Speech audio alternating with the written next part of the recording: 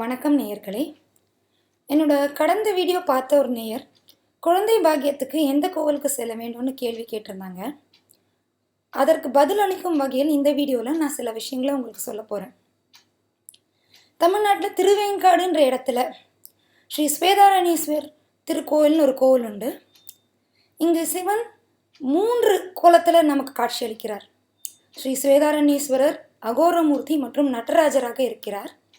இந்த கோவில் குழந்தை பாக்கியத்துக்கு மிக உகந்த ஒரு கோவில். ஸ்வேதகேது என்ற ஒரு குழந்தையின் உயிரை யமன் இடத்திலிருந்து சிவன் மீட்டதாக இந்த கோவிலுக்கு ஒரு ஐதீகம் உண்டு.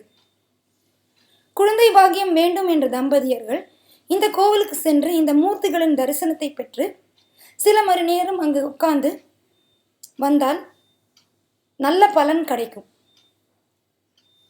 பல வருஷம் குழந்தை இல்லை என்ற தம்பதியர்கள் ஒரு தற்காலிக ஆறுதலுக்காக சில நேரம் நாய், பூனை போன்ற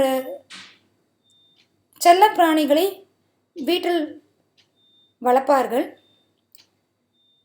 குழந்தைக்கு பதிலாக செல்ல பிராணிகளை வளர்க்கும் சிந்தனையை நாம் தவிர்க்க வேண்டும்.